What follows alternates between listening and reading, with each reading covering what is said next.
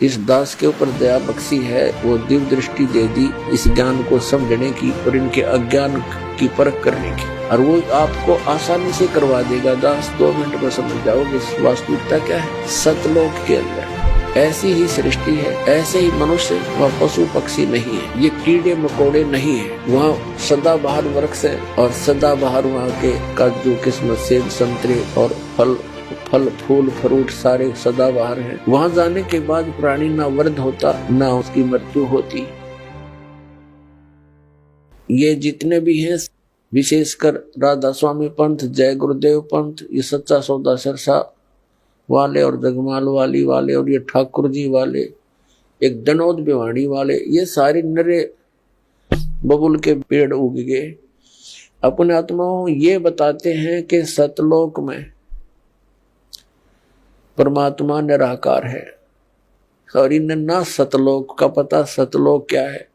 कहते वही सतलोक, वही सतनाम, वही सारनाम, वही सार शब्द और वही सतपुरुष, वो सतलोक ही है। वो निराकार है, चेतन प्रकाश है। और इन सभी कबीर पंथियों का और सभी इन राधा स्वामी से निकली हुई उनकी ब्रांचों का, जैसे सच्चा सौदा सिरसा और जगमाल वाली और ये ठाकुर जी जय गुरुदेव जी वाले, इनका मानना है कि मोक्ष प्राप्त प्राणी सतलोक के अंदर उस परमात्मा के प्रकाश में ऐसे मिल जाती है, वो आत्मा जैसे बूंद समंदर में। और एक है ग्रांजड़ी गांव जम्मू के अंदर, एक नया संत मिला जिसका नाम है मधु परमहंस, और वो भी कबीर पंथी कहलाता है। और सतलोक को कैसे डिफाइन करता है? सृष्टि रचना सुनाते समय उसने क्या बताया है कि पहले परमात्मा गुप्त थे, फिर उन्होंने एक शब्द उच्चारण किया, उससे एक अद्भुत प्रकाश बन गया। उस प्रकाश के अंदर फिर परमात्मा अमर पुरुष समा गया, वो अमरलोक हो गया। फिर वो फिर अमरलोक बन गया, यानी वो परम पुरुष भी, अमर पुरुष भी, अमरलोक फिर एक हो गया, वो प्रकाश पुंज। और फिर कहते हैं उस प्रकाश ने परमात्मा को ऐसे छटक दिया, अपने आप को ऐसे छटक दिया, उसमें से बूंद सी बन गई, ऊपर जानते फिर उल्टी आ गई। जैसे जल की बूंद ऊपर को फेंकी जाए, जल में आकर मिल जाती है, पर वो मिली नहीं, वो कण कण से बन गए, बिंदु से बनकर जीव बन गए, घूमने लग गए उस प्रकाश में। वहां जाकर उसके हिसाब से मोक्ष प्राप्त प्राणी वो हंस बनकर जाते हैं, और वो डॉट बिंदु बनकर ऐसे घूमते हैं जैसे मछली जल में उस प्रकाश में भटकती है। ये कहता है कि मेरे पास जो वस्तु है ब्रह्मांड में नहीं। अब उसका सारा जाड़ा लेकर और गांठ बांध दी उसकी, अब दिखा देंगे वो कैसा क्या है उसके पास वस्तु। तो अपने आत्मा परमात्मा ने दया बख्शी है अपने ऊपर, इस दास के ऊपर दया बख्शी है, वो दिव्य दृष्टि दे दी इस ज्ञान को समझने की और इनके अज्ञान की परख करने की, और वो आपको आसानी से करवा देगा। दास 2 मिनट में समझ जाओगे वास्तविकता क्या है। एक तो इसका विधान है श्री मधु परमहंस रांजड़ी वाले का, जम्मू वाले का। एक तो ये हो गया कि अमर पुरुष और अमरलोक वो एक बन गया, वो चेतन प्रकाश हो गया। और फिर न कहे सार नाम भी, आदि नाम भी, और सार शब्द भी, विधेय शब्द भी, वो अमर पुरुष ही है। अमर पुरुष वो बने गया अमरलोक, यानी वो सारा कुछ हो चेतन प्रकाश को, ये अमरलोक भी, सार शब्द भी, सार नाम भी, विधेय नाम भी, आदि नाम वही, सतनाम भी वही, अमरलोक भी वही, सतपुरुष भी, अमर पुरुष भी वही, और सार नाम भी वही। आ गया वहीं जहां से शुरू हुए थे। ए भगवान, ये बोली आत्माओं को क्या पता भी महात्मा जी पहुंचे होंगे, सतलोक देख कर आएंगे। खक देखा उन्हें सतलोक के अंदर ऐसी ही सृष्टि है, ऐसे ही मनुष्य, वह पशु पक्षी नहीं है, ये कीड़े मकोड़े नहीं है जो वहाँ सदाबहार वृक्ष हैं और सदाबहार वहाँ के काजू किस्मत सेब संतरे और फल फूल फ्रूट सारे सदाबहार हैं। वहां जाने के बाद प्राणी ना वृद्ध होता ना उसकी मृत्यु होती। अपने आत्मा यदि हमने वहां जाकर के नए धक्के खाने हैं, डोट बनकर घूमना, क्या आनंद होया? वो खाक आनंद है।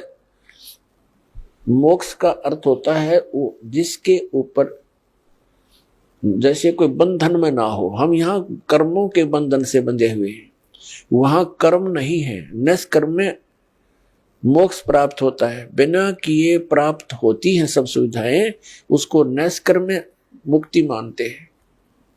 तो वहां जाने के बाद देखो, आप देखते हैं प्रत्येक व्यक्ति चाहता है काम थोड़ा करूं, ना करूं तो घना बढ़िया और सुविधा सारी हो। तो ये हमने कहा, यह आभास कहां से हुआ? क्योंकि हम ऐसे स्थान पर रहते थे, वहां हमने काम तो करना ही नहीं पड़ा था, सुविधा नरी थी, आगे पड़ी रही थी।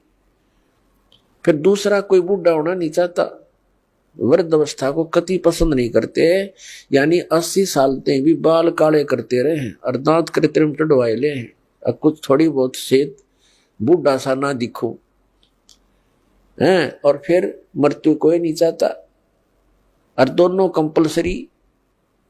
ये तो यहाँ का यूनिवर्सल ट्रूथ है,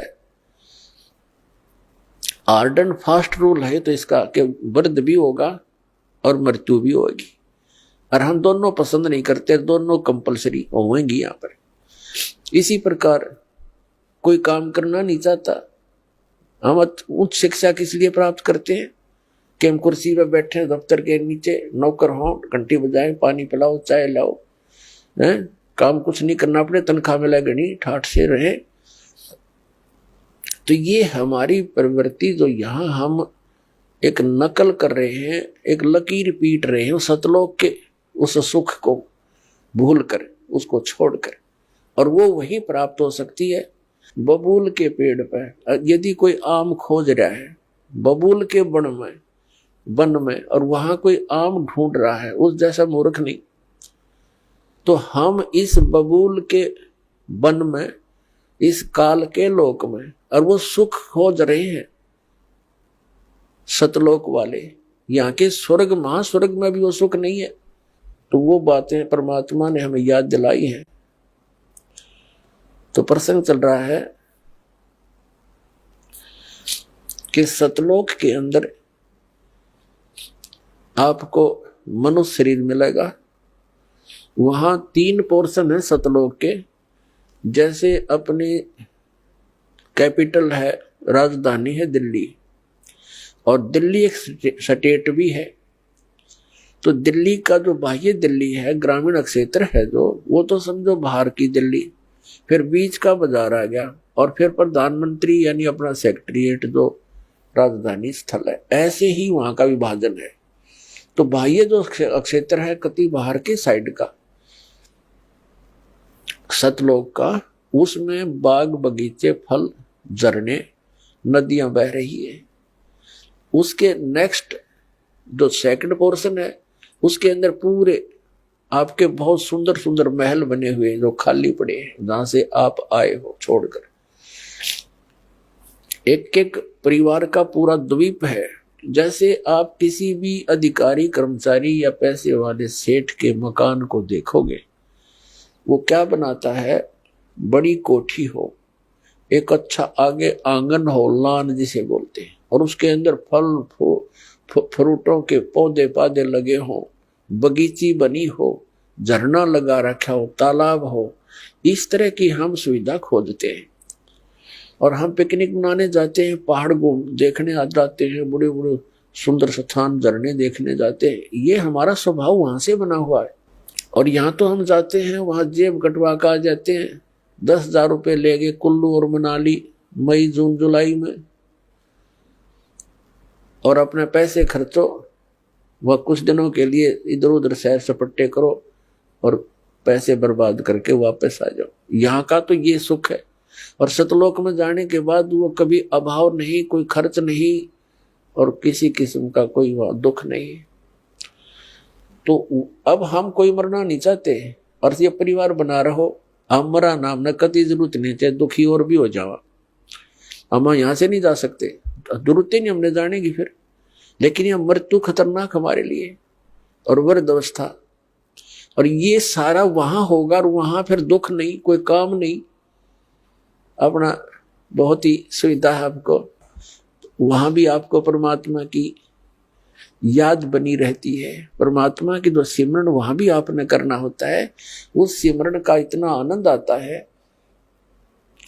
कई व्यक्ति सोचते हैं फिर वहां करें क्या, वहां परमात्मा की याद, वहां बहुत सब सुविधाएं हैं जो या वर्णन नहीं कर सकते।